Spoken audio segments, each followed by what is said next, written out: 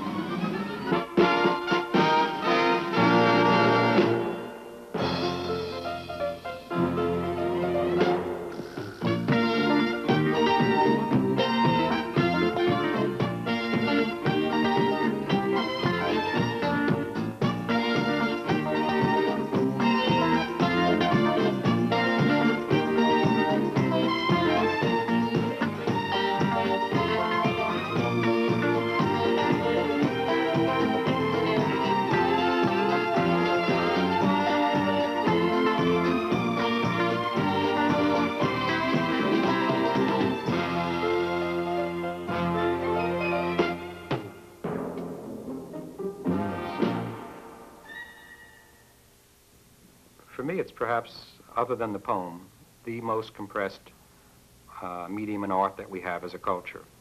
And since the short story, like the motion picture, is indigenous to the American culture, it's a form that I've loved reading, and it's a form that I've loved teaching, and it's a form that I love attempting to write myself, and that it's about the most compressed written form that you can share with an audience.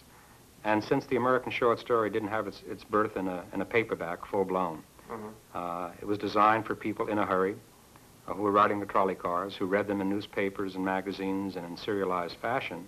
Right. It is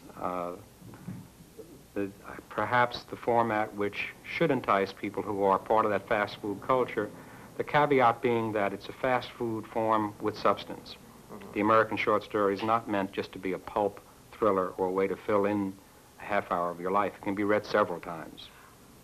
Certainly, then, a short story is more than a chapter in a novel. I'm suggesting it's more and less, in that it's not leading to the next chapter. It is, of itself, a contained experience. And with that constraint, the fact that when it's over, even though in most cases it doesn't resolve anything the way a full novel does, the chapter of a novel is to lead us to either the next suspenseful event, the growth of the character.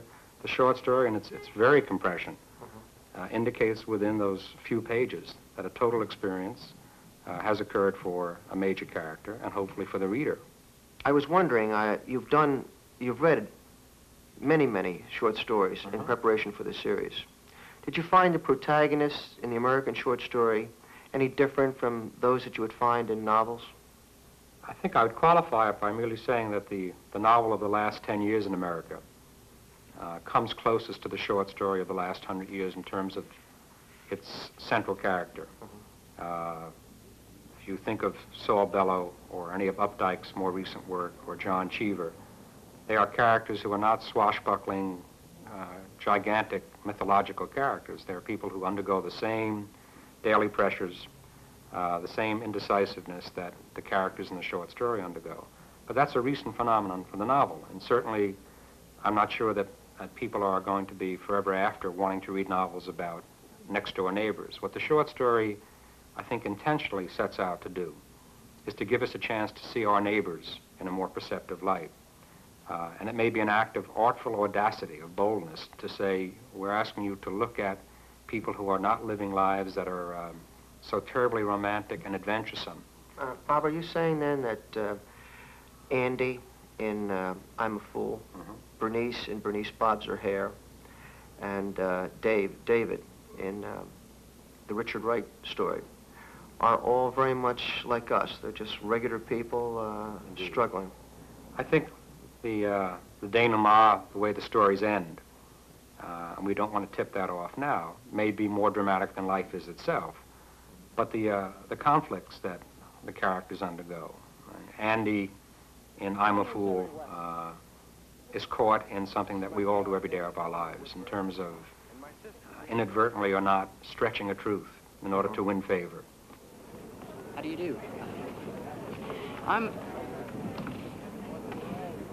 Walter L. Mathers, Jr. of Marietta, Ohio.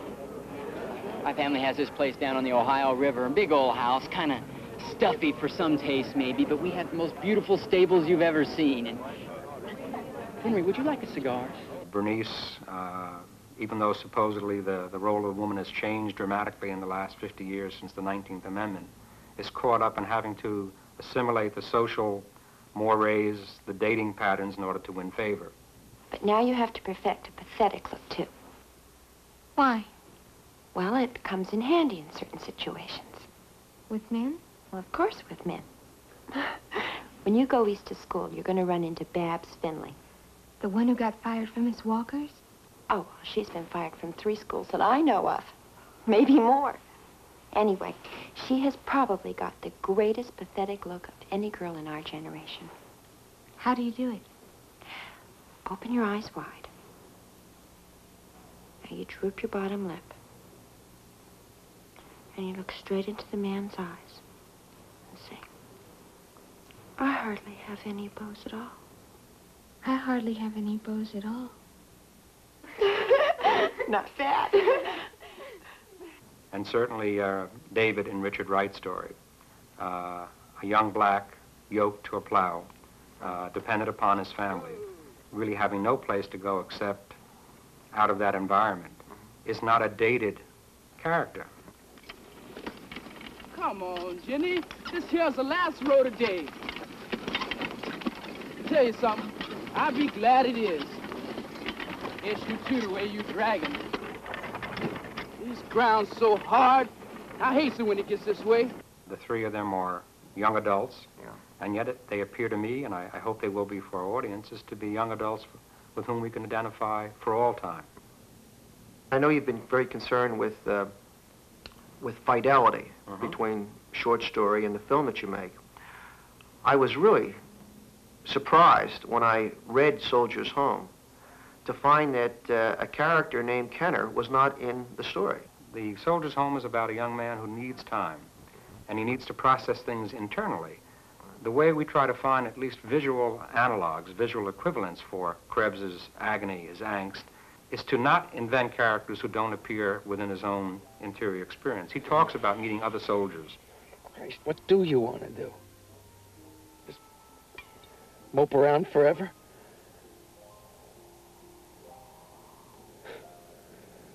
Can't figure you. Whenever I want to forget about things, I just drink.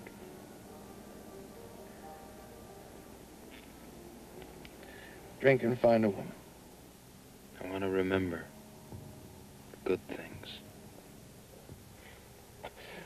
Like being over there, scared to death, watching guys screaming and bleeding to death. I wasn't scared, not like you tell it. Damn. Everybody was. You ever wake up in the sweats and shivers? I used to stuff my blanket in my mouth so I wouldn't.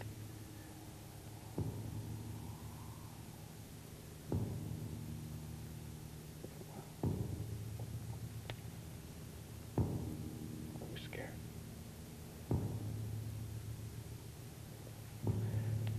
Everybody was. That's a lie. Everybody was.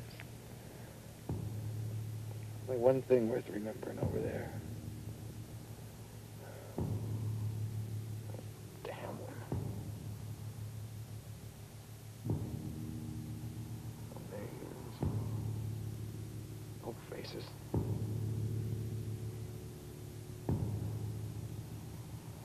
Just those white bodies smelling like sweet apricots in those warm hotel rooms. That isn't worth remembering.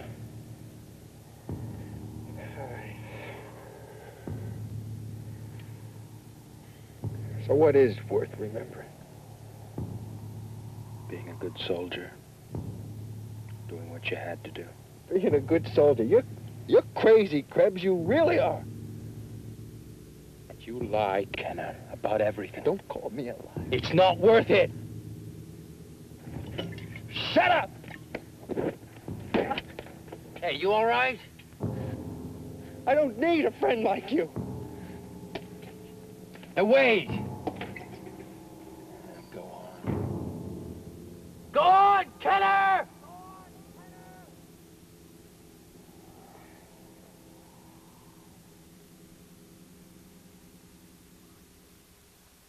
What I did as adapter, with the very careful advice of two Hemingway scholars, is try to find a visual, dimensional equivalent of what was going on in Harold Krebs's mind. And I hope we've been as faithful to Hemingway as we have been to the other writers in the series. When I read Sherwood Anderson's paragraph about young Andy putting on a derby hat and walking about town, into the bar, acting tough, more experienced than, of course, he was, I was struck that when you filmed that, it was far more vivid than that Anderson paragraph.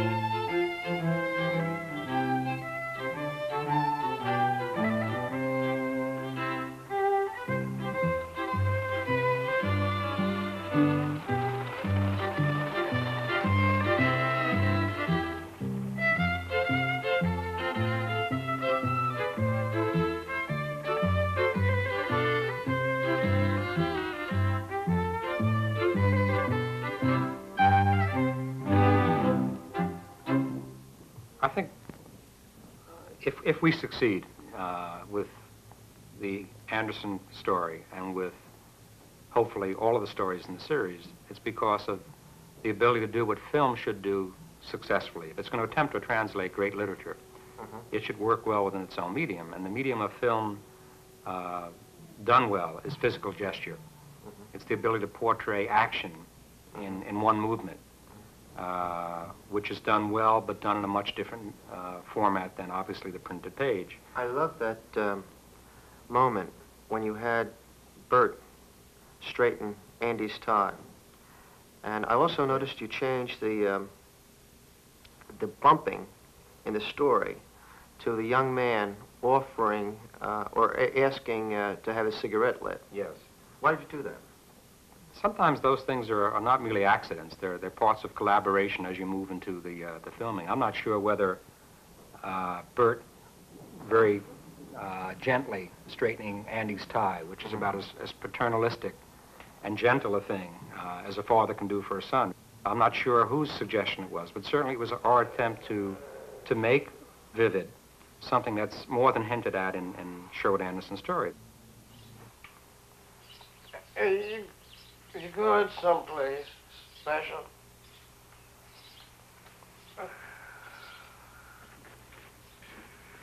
Bert? You think you could tend things without me today? I want to walk around and see this place. Might even buy myself a grandstand ticket and sit with all the dudes. Look for some women, that it?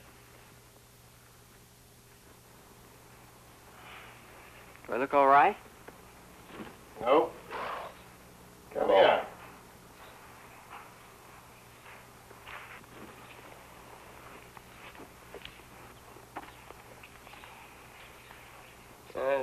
You know what you need? To look like a real swell. A derby. I take it then that various kinds of visual clues, or what actors call stage business, is very important then to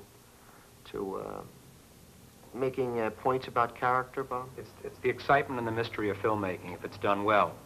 And I think it's one of the most important justifications for translating fiction and not letting it sit on dusty shelves, which is what has happened to too many short stories in the last 20 years. I think is reflected in films like Bernice Bobs Her Hair. If you remember the scene right after the dance when her cousin is talking to her mother behind a closed door, and we hear what Bernice hears, that she's an absolute drag. And the way she kind of slumps and walks into her room, and we move to her on her bed with the hint, but not a total giveaway, of her braiding her hair and just the sound of what sounds like a broken harp. Yeah. Done probably within 15 seconds. That's the magic of filmmaking. The magic of what happens in Ernest Hemingway's Soldier's Home, when Harold Krebs comes home the first night, and just the way he undoes his button.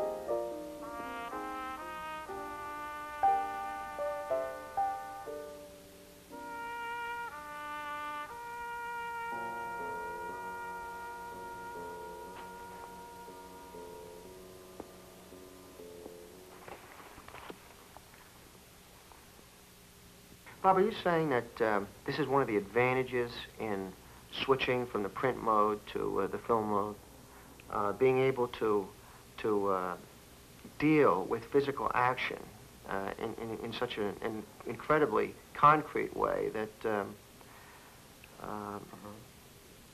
I think I'd respond to the question by saying it's not an advantage, and I don't mean to be defensive about it. I think the short story is a very private human experience, as is any reading experience.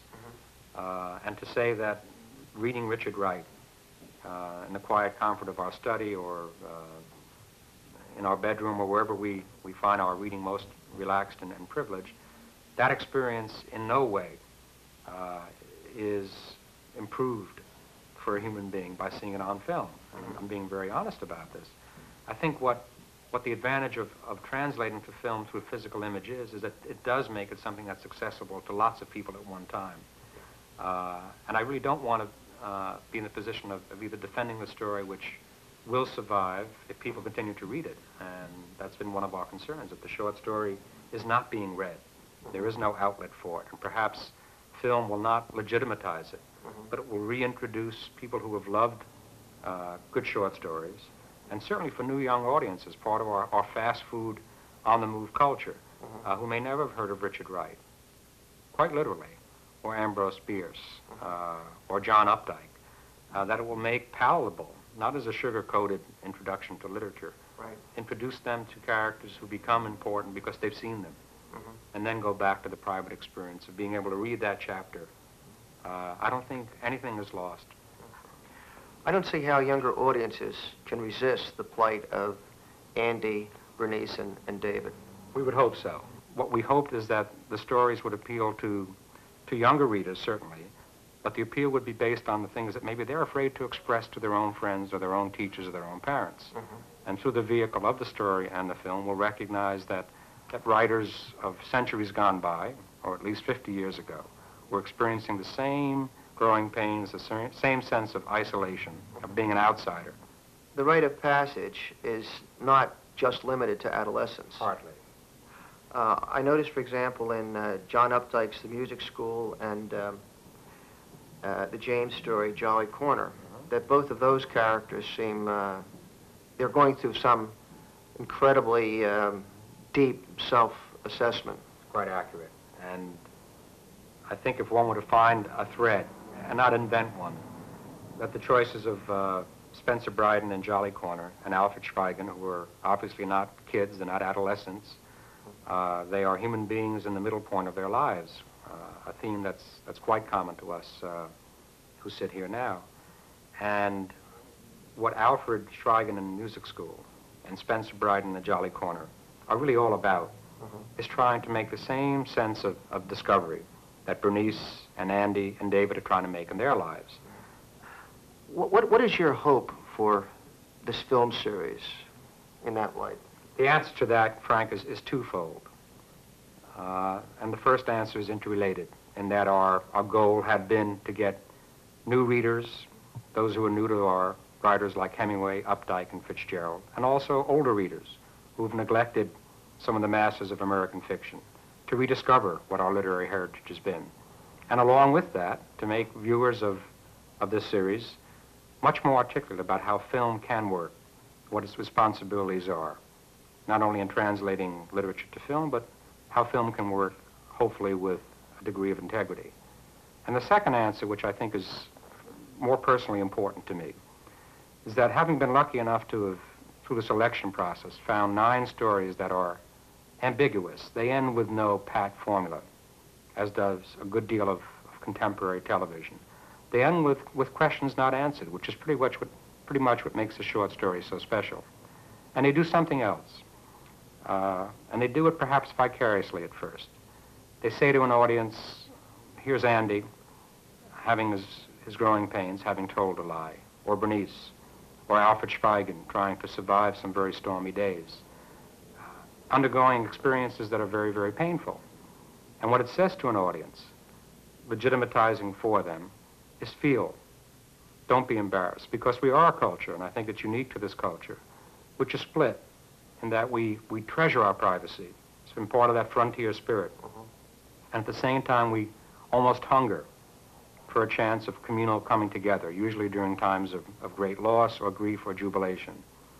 And what the American Short Story series is attempting to do is to enable our readers and our viewers to begin to feel again, and to feel without embarrassment, with impunity, and to begin to share those feelings with those who read and view the series with them.